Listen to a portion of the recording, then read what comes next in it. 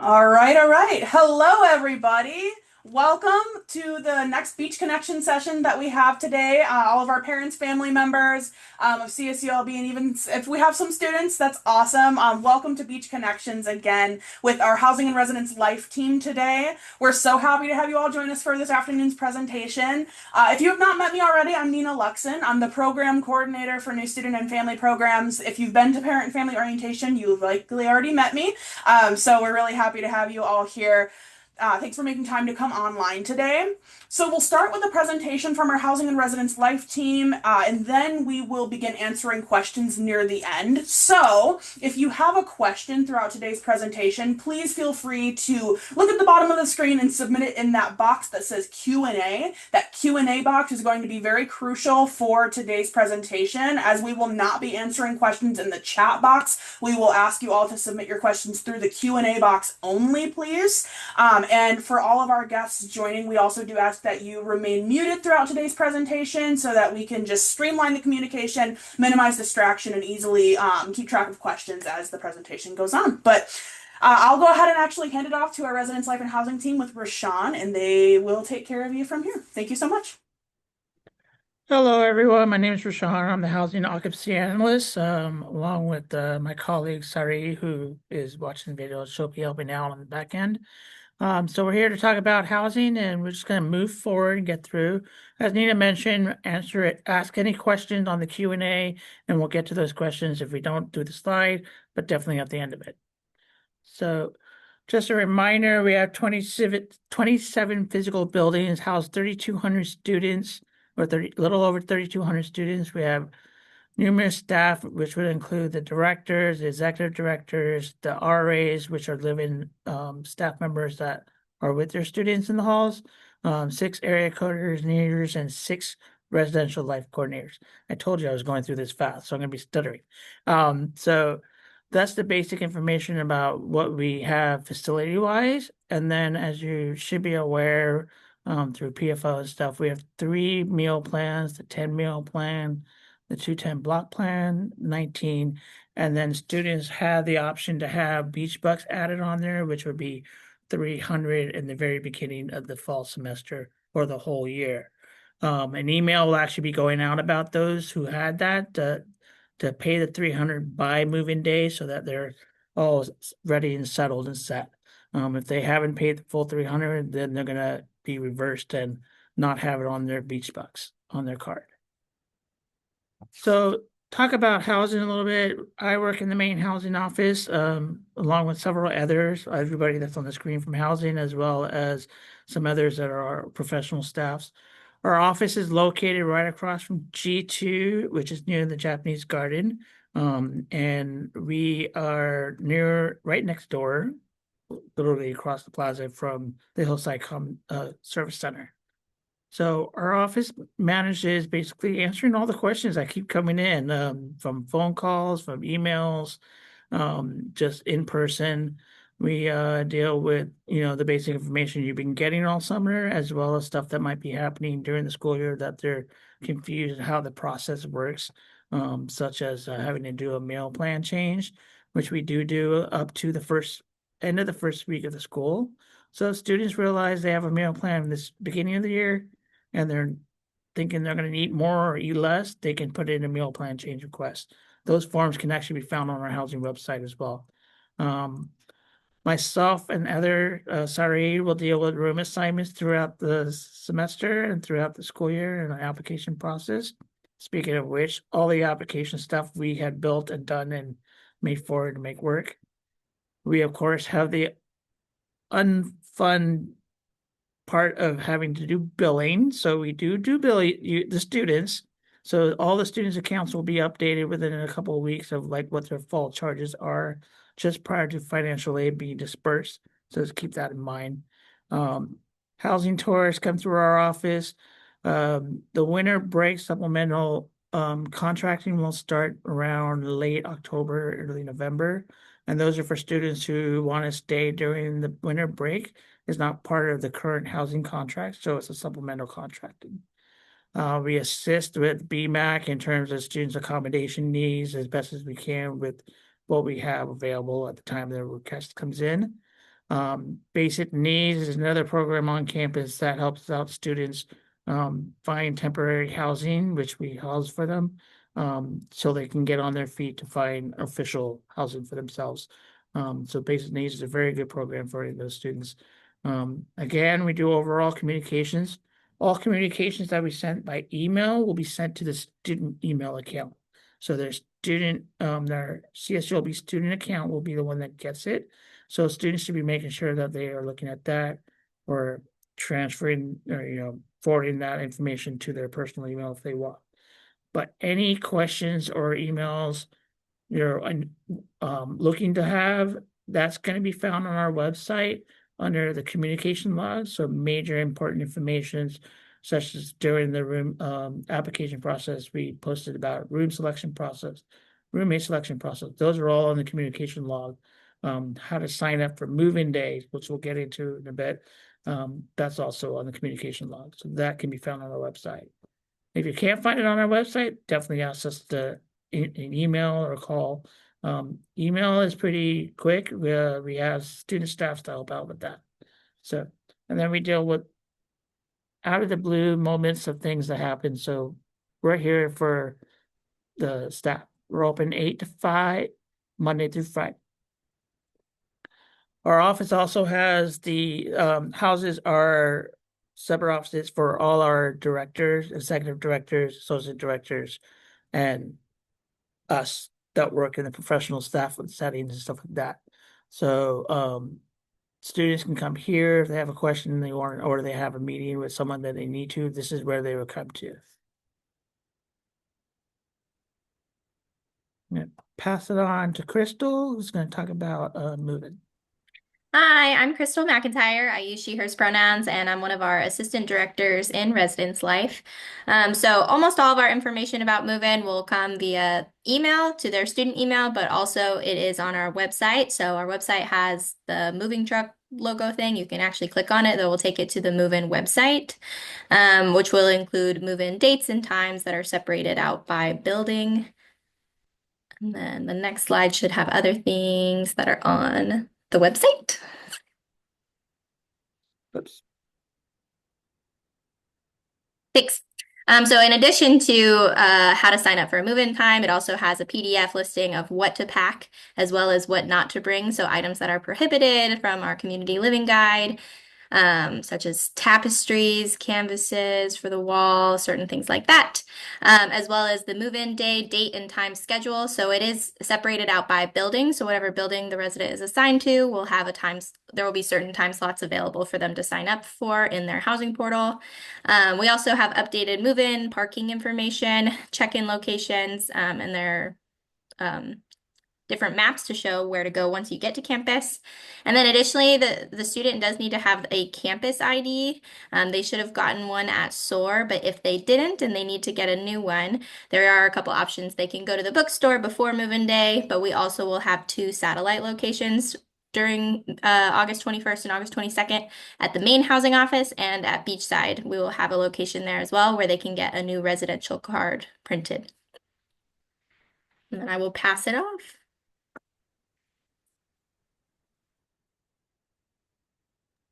Hi, everyone. My name is Sarah Drischler. I use she, her pronouns, and I am the Associate Director in Residential Life. What you see on this slide here is our Beach Days experience for our students who live on campus. Really does kick off on the day that they move in with socials and getting to know each other. And then the bulk of the events are the weekend prior to classes starting, August 23rd and August 24th. The Beach Days button on our housing website is below the move-in truck button. And there you can find information about the schedule, what events are mandatory. However, we suggest that students attend all of the events. It's a time when everybody living on campus isn't involved in classes and is able to get acclimated to the folks that they're living around, get to know their community members members and really set them up for success for the rest of the semester and year living in the community. So we know it can be hard to come to campus and say goodbye so quickly on move-in day, and you might be in town for longer or wanting to spend a lot of time with their student, and we appreciate your assistance in encouraging them to attend all of the events so that they can just jump right in and start to feel more comfortable on campus. The other things that are on the website, like I said, are the schedule. We can see on the next slide, there'll be some information sent out via email starting tomorrow with information about some of the virtual parts of beach days. Again, beach days is a time when everyone is present and not in classes, and they're also enrolled in a Welcome to Housing course on Canvas, the learning management platform, where all of their classes will also have information. And then they'll need to sign a waiver. If your student is under 18 on move-in day, so even if their birthday is that weekend, you will need to sign the waiver, which is done by them entering your email address. So please make sure they do that correctly. Students need to have that waiver on file to move in. So that's one of the things they'll be checking. I mentioned the Canvas Welcome to Housing course. The button for Canvas on their single sign-on is shown there. It includes an Alcohol 101 Plus module with some information about reducing risk when it comes to making decisions about substance use or knowing folks that make decisions about substance use. And so know that your student will be receiving that information, and it would be great to have any conversations with them before or after about the decisions that they're going to make about substances and what to do to help somebody who's made those decisions. There's also an inventory on conflict styles. Conflict is a part of community and not always a bad thing. It's how we learn and grow, and it's really important to start thinking about how to handle conflict and developing some of that self-awareness. And so that's what we've made available on the Welcome to Housing course. And then information about doing laundry on their own with our specific washers and dryers, about using our kitchens in a safe way to build community and not disrupt community with fire alarms, and just some general notes on community living. For your knowledge, in the schedule, you will also see that the students do have mandatory modules online, but then also mandatory events to attend. And so, again, please keep an eye on those and make sure that your student does as well. Thank you. Hi, everyone. My name is Hannah Elliott. I use she, hers pronouns, and I am our other Assistant Director of Residential Life, mainly overseeing our staff training and student engagement. And so the biggest chunk of my job is guiding our Beach Journey residential curriculum. And so what we keep in mind is that learning happens within our residential halls, regardless of our involvement. And we'd much rather be involved in that community building and making sure that learning is happening appropriately and in healthy ways and correct information. And so all of our staff, especially our residential assistants, which Rashawn mentioned earlier, who are peer leaders in their community, are trained on a host of skills, but also important information that our students need to know that fall under 5 domains or learning goals, which spell out beach, which is really fun. So we have being and belonging. So students understanding who they are as a person and how they belong in our community. We like to say that we all belong at the beach. And so we see that a lot with homesickness, or if they're maybe just feeling like they're not fitting in with others in those first few weeks. And so really wanting to make sure we are supporting the notion that we all belong here. Essential life skills, like Sarah mentioned, we have fire alarms go off, oftentimes for burnt food.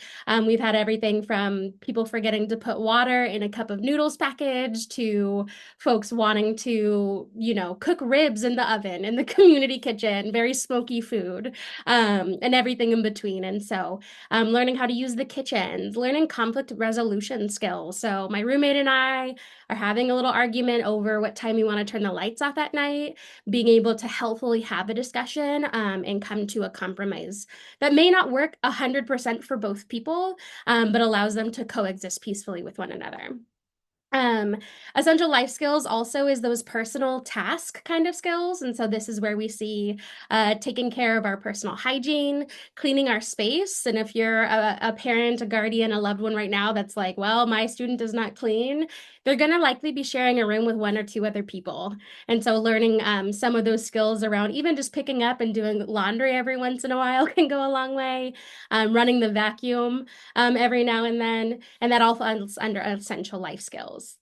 Academic engagement, they are students, and so making sure that they are connected to resources, not just getting empty advice, which may come if you Google like how to succeed in college, it's like go to office hours. We really like to talk to our students about how to make use of office hours, how to actually ask your professor a question, or if something's happening in your life, how to ask for an extension appropriately, versus just, I'm not going to meet the deadline, so sorry, as well as, again, making use of those campus resources.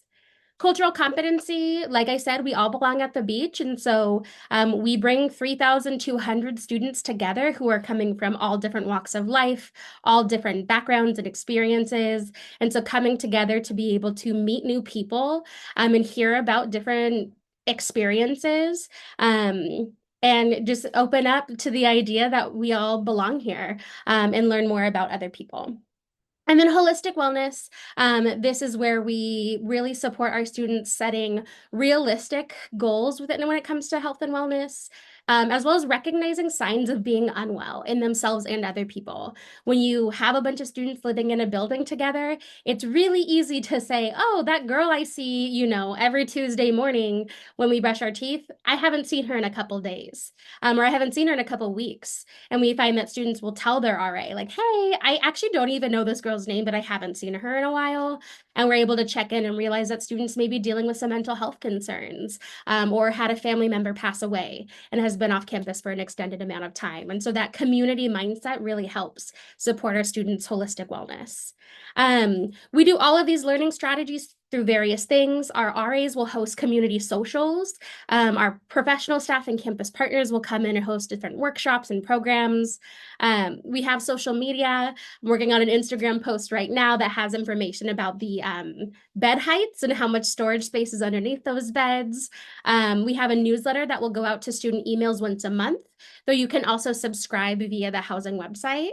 Bulletin boards and what we call stall seat journals, which are a one-page bi-weekly newsletter in every single toilet stall in housing. We all are on our phones at various times of the day, but we hope we can capture some interest every now and then when they see a new issue go up. Our Residence Hall Association is a student leadership organization here in housing that plans large-scale events and also helps advocate for residents.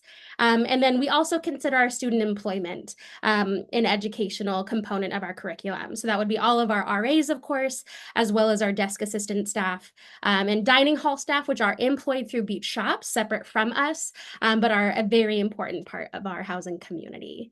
I will now pass it off to Fatu. Hello, everyone. My name is Fatu Olshansky. I am the Director of Residential Life, and I use she, her pronouns. So I'm so excited to see so many people here. We are gearing up for your students. So right now we are in our professional staff training, going over various skills and reminders. We are lucky this year that all of our live-in staff are returning, so that's a big deal.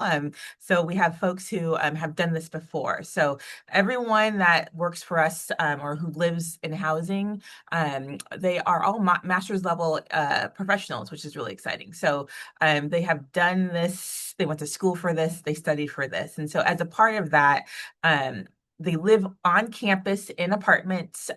They're not like the dorm rooms, but they live on campus and they serve on call, as well as help manage the building. And so with that 24-hour on-call support for emergencies, we have multiple layers of on-call, right? So we have the RAs who do rounds around the building and they carry a duty phone and they call up if there's any emergencies or things that they see. And then there's a second level of on-call, which is our residence life coordinators, who answer and triage any problems that come come up. There's another level above that who are the area coordinators who oversee the Res Life coordinators and other administrative tasks for their area. And then that top level of on-call is me and the four or the other three Res Life professionals you see. So Hannah, Crystal, and Sarah and I are that higher level of on-call. So we have a lot of people available to support in any sort of emergency, whether that's injuries or sickness or facilities issues or power outages, the list goes on and on. We also have various forms of support for things that aren't emergencies, right? So if your student throughout the year something happens, the knob falls off their desk or something like that, right? They can go into the work order system and describe what the problem is. We have a new system that we're really excited about that will let us know which room they're submitting it from, because sometimes in the past we get work orders that would name the issue but not the location, and we'd have to try and figure out who it was and what was going on. But that information will be sent to your students, and it's also available online.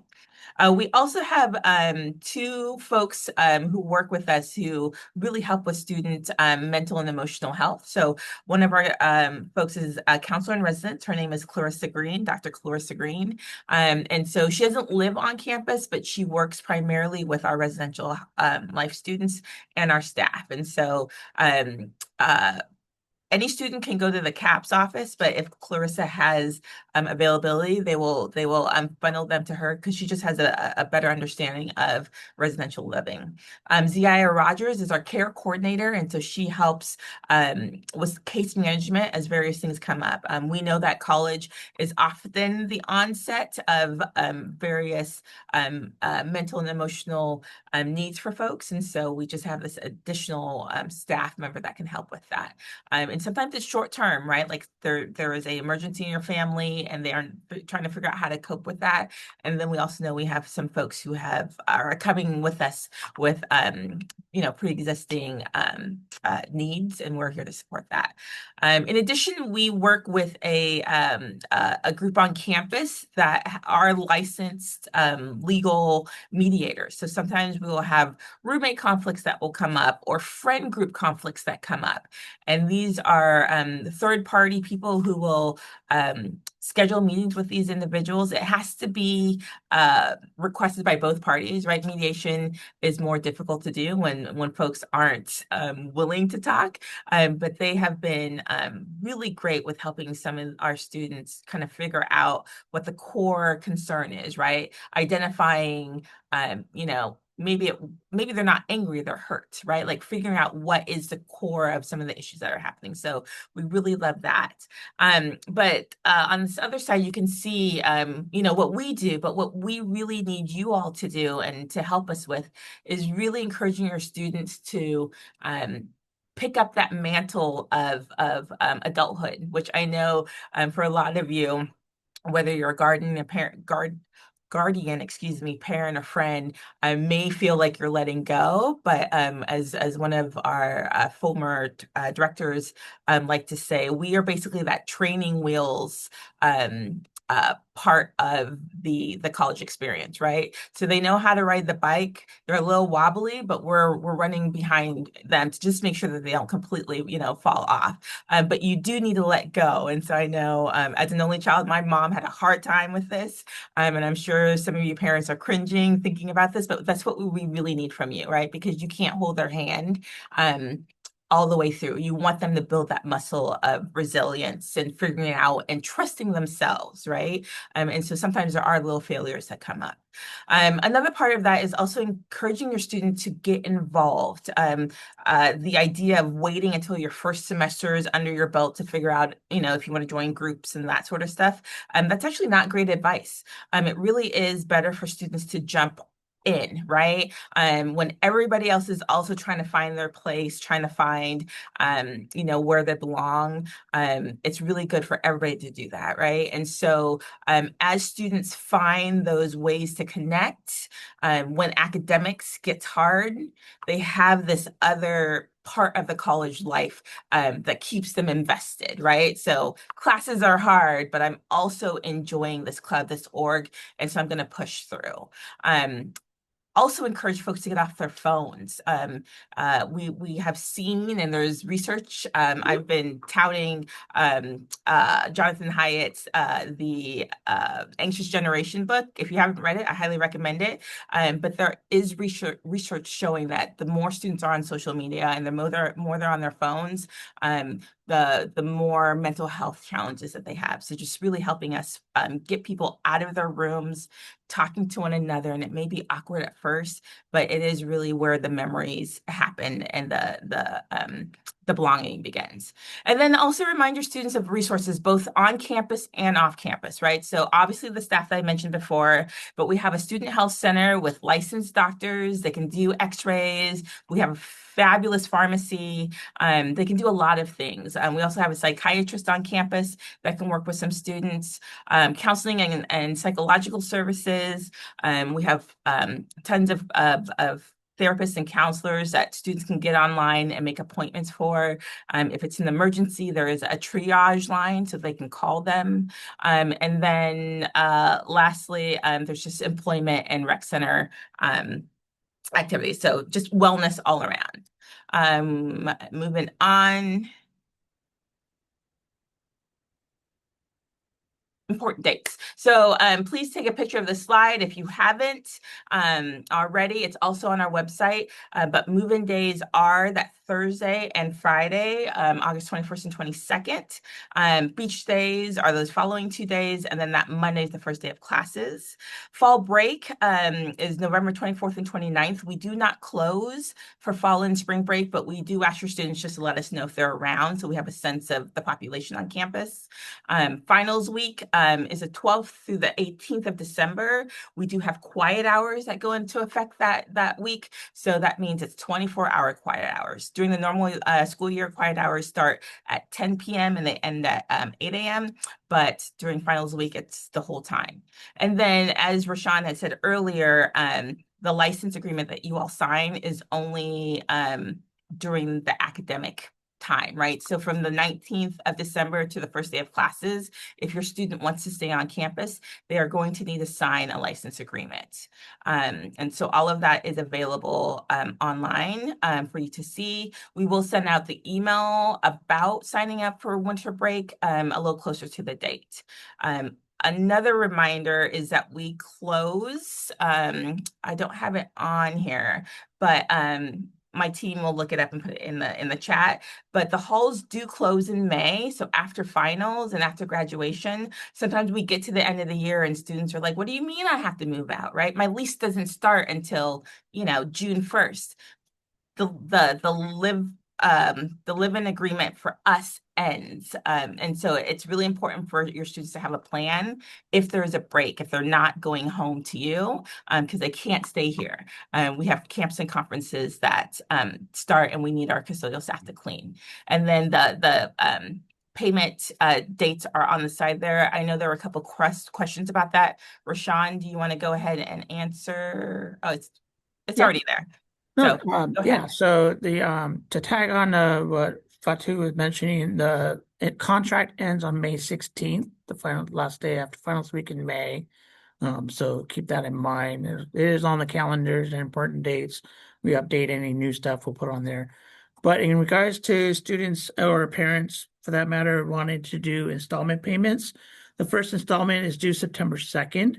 The housing charges I mentioned earlier are going to be posted by the student financial system hopefully this week. If not, it'll be early next week, which is right before final financial aid kicks in. Once that happens, the students should log on to their student portal, look at the student center, and look at their due charges on there. It may be that sometimes the financial aid will cover their tuition and some of their housing. So your first due date might not be until November, depending on what amount was able to be covered. So these are the dates that are actually posted for the whole year, for 4 months in September, fall, and 4 months in spring. They're usually the beginning first business day of the month. Obviously it's not September 1st because that's a holiday, so we're being kind, and of course you get an extra day out of it. So those dates are on there and they'll be posted. Now, as a reminder, if you have financial aid, the full award amount that the student got will be broken in half of it reserved for fall and half of it reserved for spring. So you're not going to see also the same thing with charges for housing. You're only seeing right now, if you were logging, you're only going to see the charges for fall from September to December. And then in January, you'll see the charges for January to May. What you want to do now is if you don't want to do the installment plan, which was only an additional $40 fee to make it happen. If you wanted to pay in full, that due date is the day before move-in, so August 20th. An email will be sent out on Thursday on how to calculate all that based on your room type, your meal plan, and everything.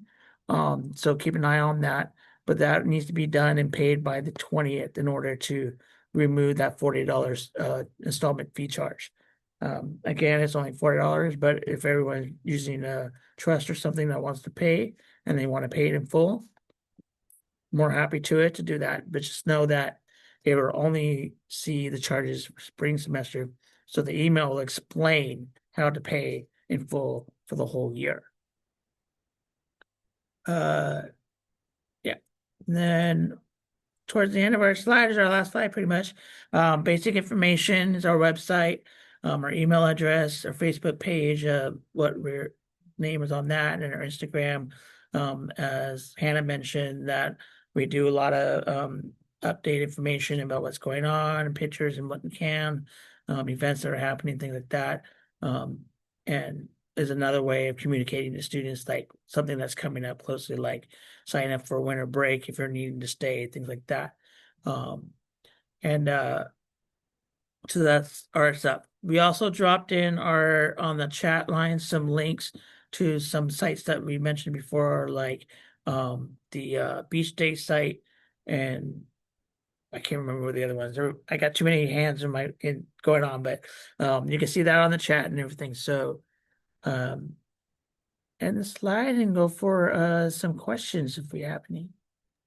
And then I'll also just plug in here, part of our essential life skills content that we really promote with our students, especially getting into spring semester, is our off-campus housing information. And so year 2 is not guaranteed, just like year 1 is not, unfortunately, here due to our bed spaces.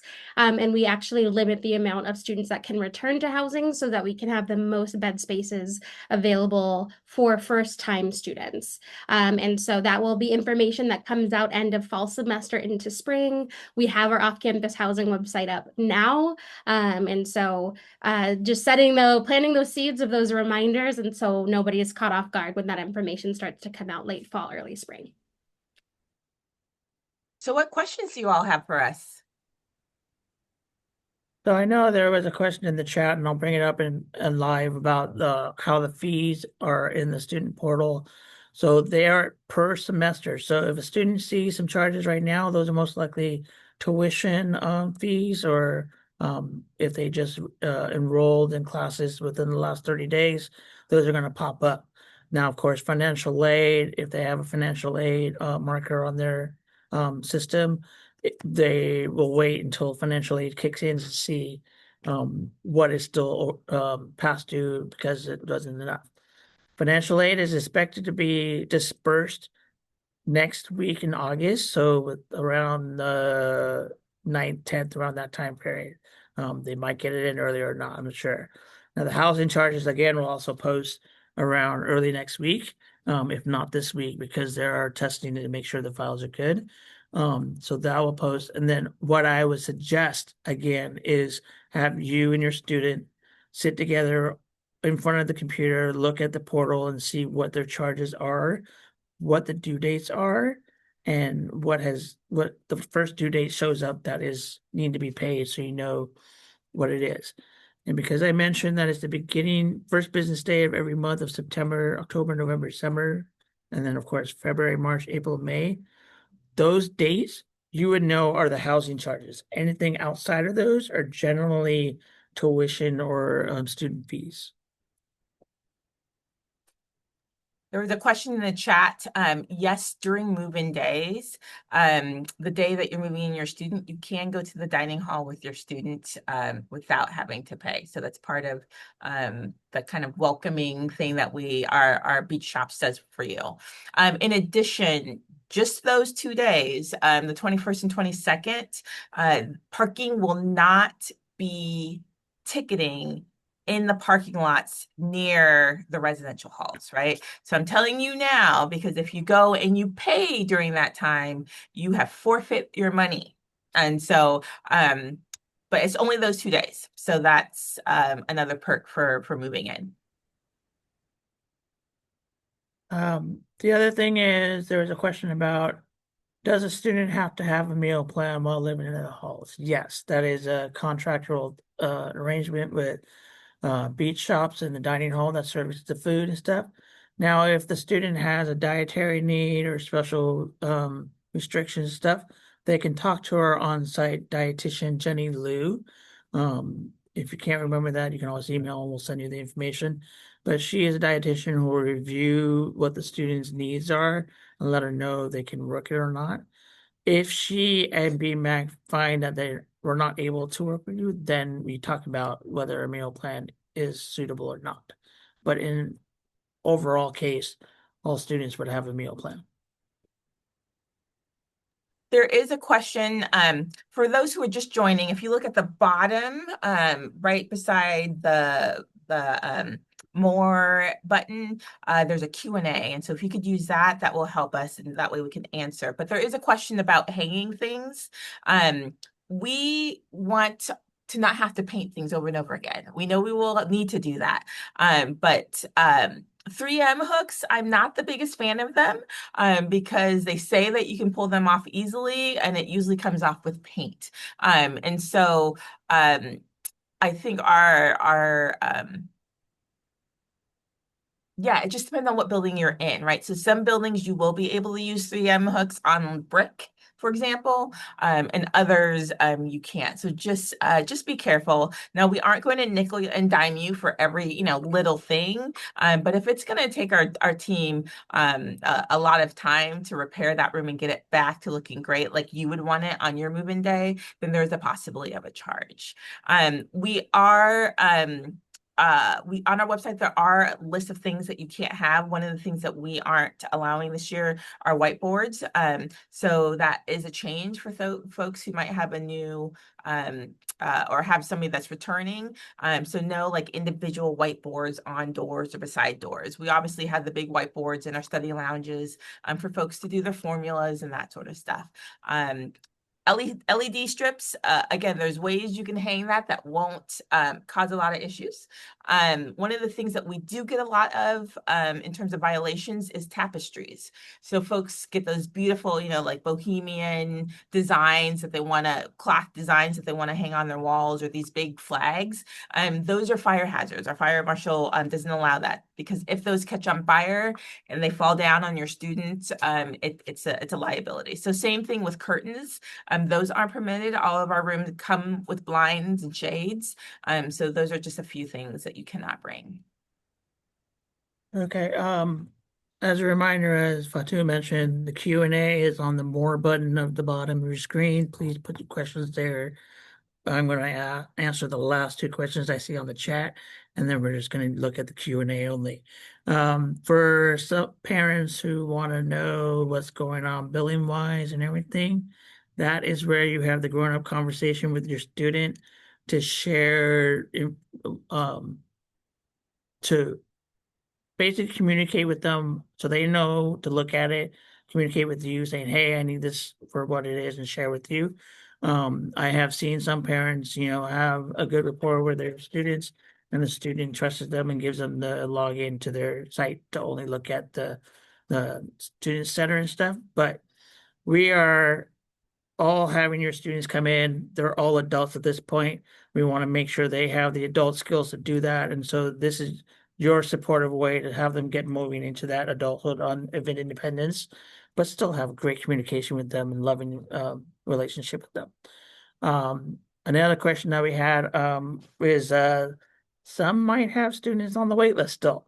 Yes, we still have a wait list. We are pushing through our cancellations to pull more people off the wait list as best as we can and as fast as we can.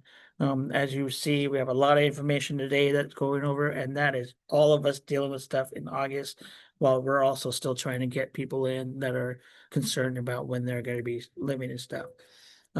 We hope to have those emails of updates of confirming off a student off the wait list into a space.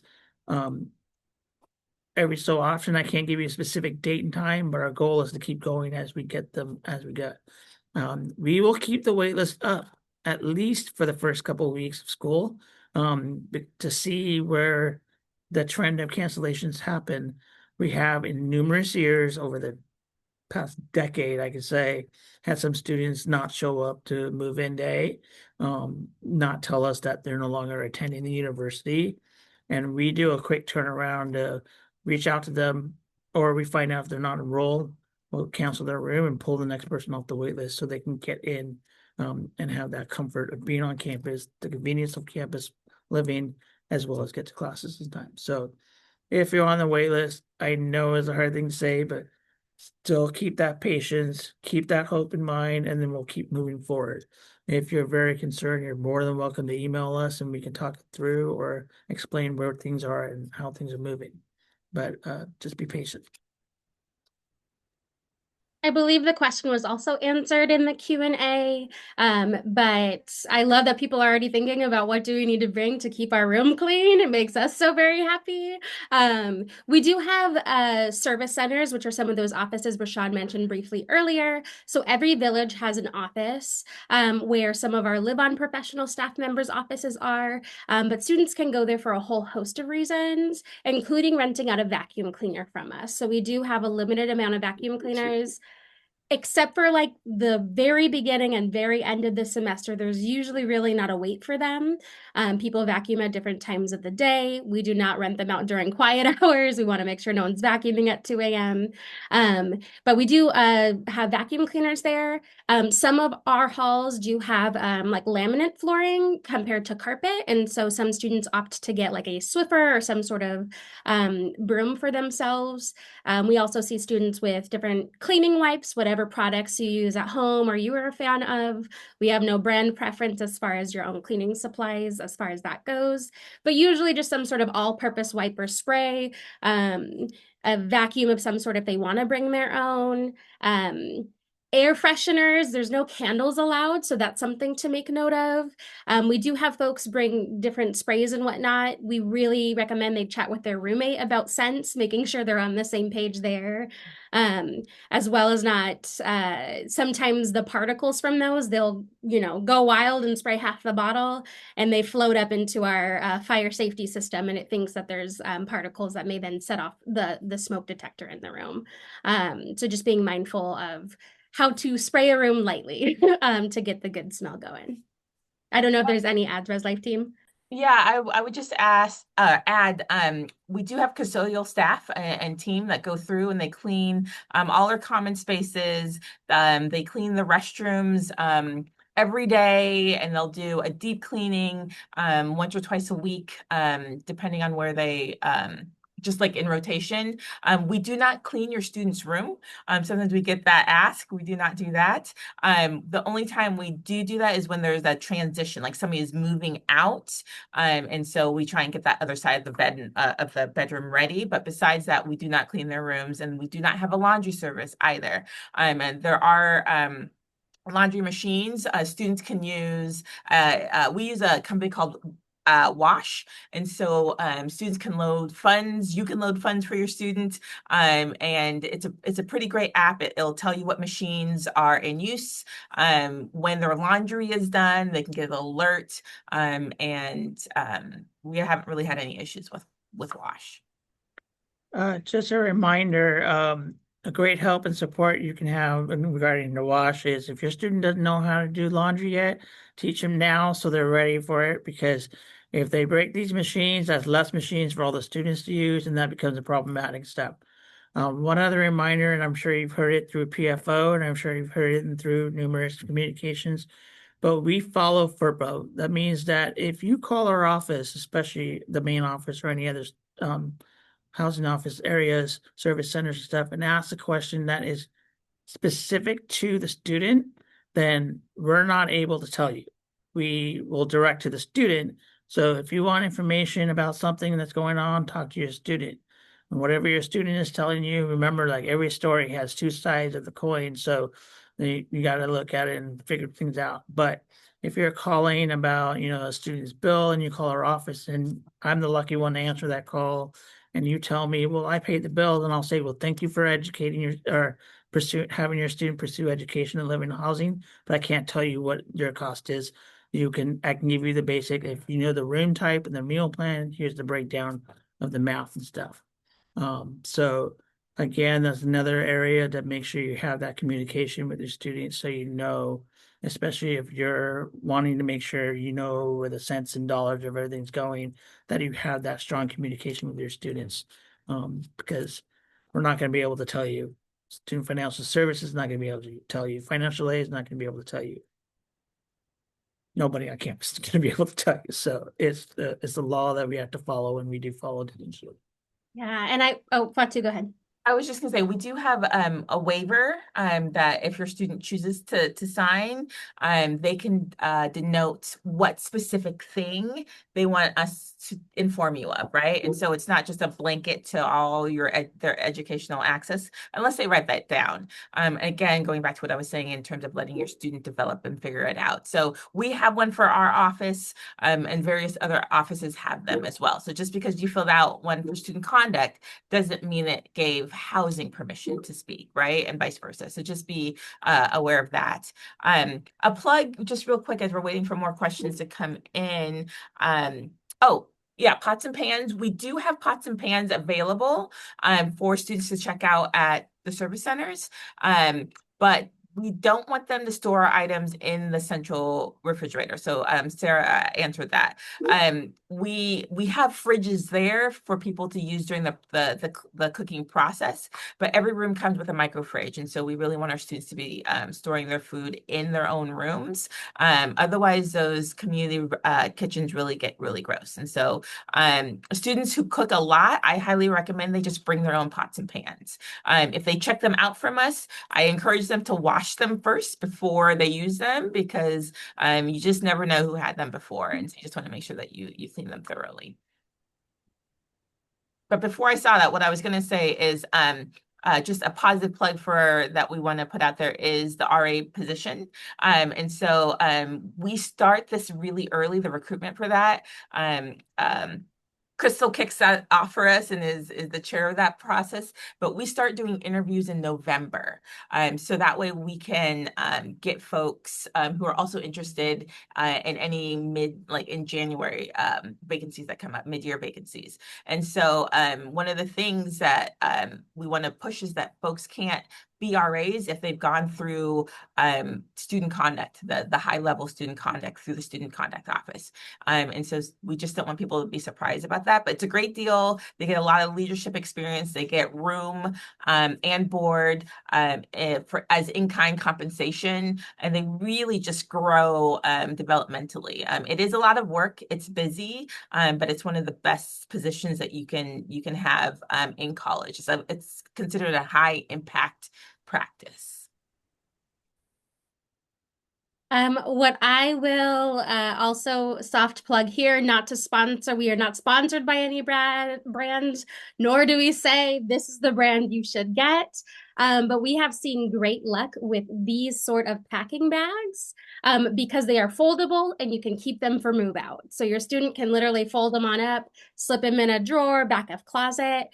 So as you're gearing up for move in, we recommend keeping any boxes you're getting from your own deliveries, from Amazon, from Chewy, from whatever services you get. But these types of bags also work really well to kind of store and pack those items and then make a use of them in the spring as well. I accidentally hit the button, but the Wash app is not through our portal. You can just go to the App Store, whether that's Android or iOS, and download the Wash app. I'm seeing some questions here about mini fridges. So we provide a microfreeze fridge in every single room. And because of this, no additional fridges are allowed. So you cannot bring your own fridge or microwave. There's actually in our community living guide, the appliances that are allowed, and they are pretty few compared to the appliances you might see at the appliance section of your local department store. The microfreeze is a microwave. It has a freezer section and then the refrigerator section. And roommates are expected to share. This is where, they kind of go back and forth sometimes on how much space each other are taking up. And so they'll need to work that out together. This is where those essential life skills for conflict management come in, advocating for themselves and also recognizing their roommate also deserves fridge space. But it is a wattage requirement to why we can't have extra fridges. I will also say a lot of campuses don't provide them. They ask students to rent them. And so it's one of our values to make sure students have access to these in their room in a safe way that meet our wattage requirements for our facilities. So I know we touched based or if I touched base that on parking on move-in day, you don't need to buy a parking permit, especially if you're parking near the residence halls and stuff like that. And I'm pretty sure that brought up some questions about parking during the school year and things like that. So please note that if a student is living in the halls and they plan to bring a car, which they don't need to because everything is convenient on campus, but if they are bringing a car, they will need to make sure they purchase a residential parking permit, not the student regular permit, but the residential parking permit. And those will go live, I believe, parking said August 1st, so later this week. So they will have a list of who's in housing, and those are the only things that are going to pop up for that. The other thing is that if you're not, I don't think I forgot my words. So I don't think it applies to all the students, parents here, but parking can be a little hectic the first 2 weeks of school. All the students are first trying to figure out where their classes are, how to get to their classes are, stuff like that. University Police and Parking Services will extend some areas to temporarily for parking in certain zones and stuff. But after the first 2 weeks or so, it starts to die down because some of the students are realizing, oh, teachers paying teaching right out of the book. I don't need to be in the classes for this, things like that. So we start to see a little bit more ease on the traffic and ease in the parking. So, but it's a headache we all will go through. Even us will have to deal with when the first day of school comes in. We're fighting for parking as well. So just keep that in mind. There was a question about construction. As you know, we have our new building going on near the Los Alamitos right by the center. That construction is going on. Yes, some of that parking lot area has been sectioned off for the land yard for the parking. During move-in, we have been working with them to communicate that we can try to minimize the impact that they're taking for move-in days, but there are some things they just can't move and stuff like that. So keep that in mind. Follow the parking maps and the check-in areas that we have on move-in time, move-in day site. That will help you guide in the great directions of where to park.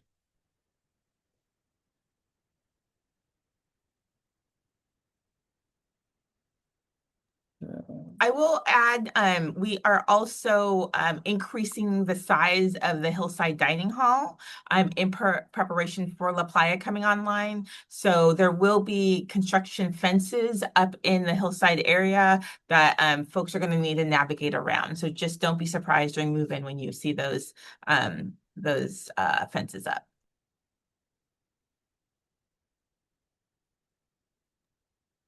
It was going back, Rashawn. Oh, sorry, Hannah.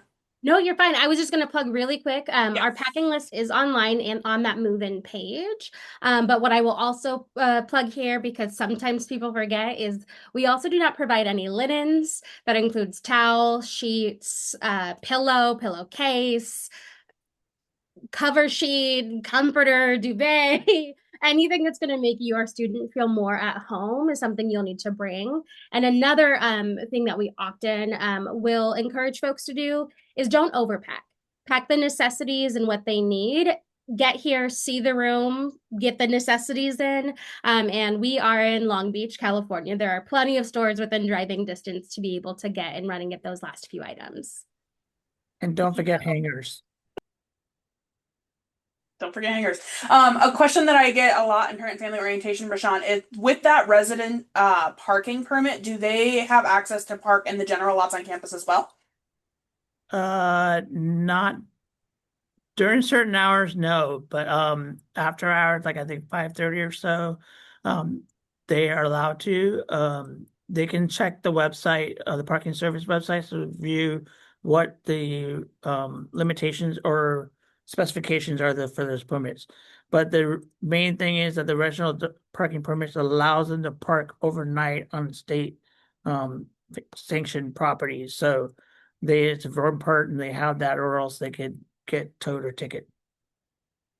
It is specific G parking lot, those general parking lots, where they are allowed to overflow parking. We only have two pretty small residential lots, and so those G lots are available to them. But one thing we will also say, like I will joke, like my polo right here says housing and residential life. So if you have parking questions, if you have anything beyond just your meal plan, because that's what we cover for housing, please talk to Beach Shops for residential dining. Please talk to parking for parking questions. Visit their websites first. They have a whole host of information there, but they are the best equipped people to answer those questions.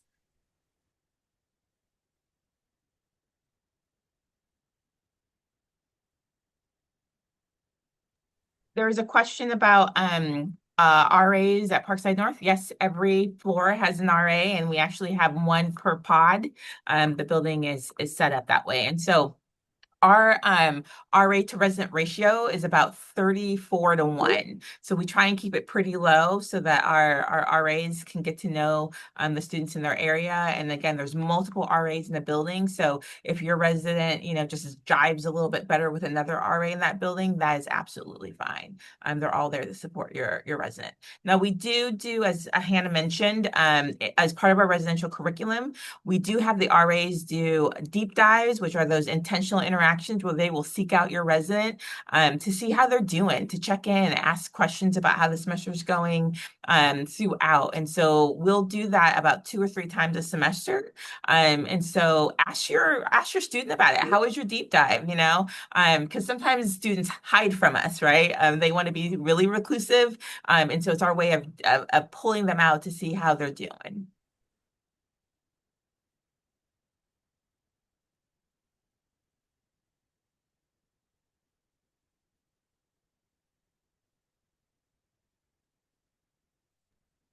Okay, are there any last minute thoughts, comments, plugs from any of our housing and residential life team that you would all like to share? Because we're coming up on time. I will jump in quickly. Fatu's answering a question right now about a specific floor being quieter than others. Things change year to year. We have buildings and floors sometimes where you are like, are you all studying at all? Like it is so, there's so much community here and we love it. But we also need you all to respect quiet hours. We have other buildings where we're like, does anyone live here? And are really like trying to pull and encourage people out of their rooms and out of their spaces. And so that shifts year to year. The other thing I will say, way in the past, there used to be like freshmen lived in Parkside, upperclassmen lived in Hillside, and then whoever was unlucky lived over at Beachside, including transfer students. That is not the case anymore. Majority of our students are actually first-time freshmen or first-time transfer students across all 3 villages. And so even on our Instagram, we got a DM the other day asking folks, if they could move to a different village because they're a first-time freshman and wanted to live in Parkside with the other first-year students. That is not how it works anymore. And so they may be hearing that from older students or people on the internet that like to answer questions for us. And so we always recommend if you have a quick question, feel free to shoot us a DM on Instagram or email, call us. We will not answer specific case questions on Instagram. So if you are saying like, what number am I on the wait list? Or how much do I owe you all on this date? We will not answer that via Instagram and we'll ask you to email the housing office. There is one question I will answer in regards to renter's insurance. It's recommended just for the safety of students' items or things that they may have caused damage and we're having to bill and stuff like that. In regards to a company we work with that is a third-party company. It's called GradGuard.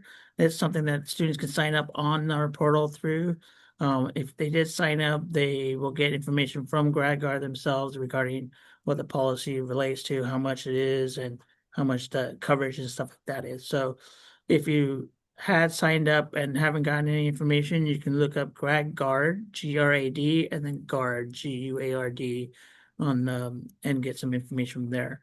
But when it gets closer to school, I'm sure they will reach out again to those students who have signed up for it. So just to let you know on that. I will Perfect. just I will just mention real quick, I know we're about done.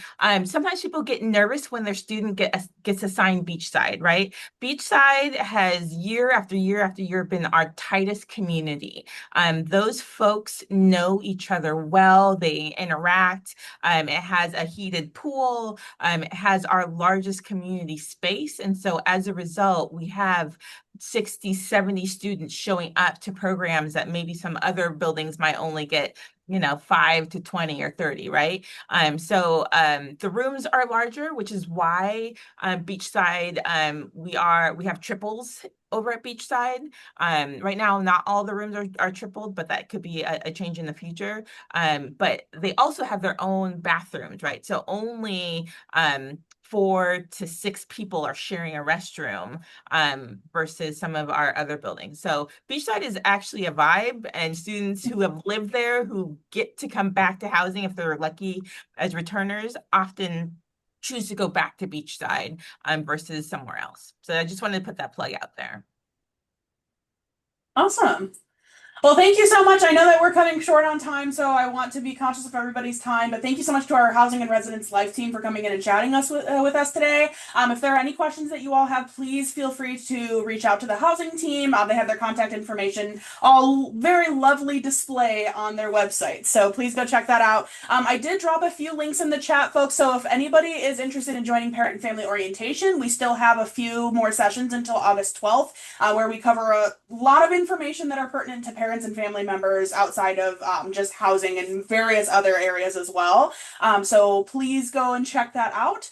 Also, sign up for our newsletter. Every 2 weeks, you'll receive updates about the university and important dates and things that are going on, including the housing move-in dates are on there as well as for deadlines. So just be sure to connect with that. And then if you'd like to access this presentation after today, please visit our YouTube page. But with that, that is all, folks. Thank you all so much for joining us. It was great seeing everybody. We'll talk to you soon. We'll see you in August. Bye.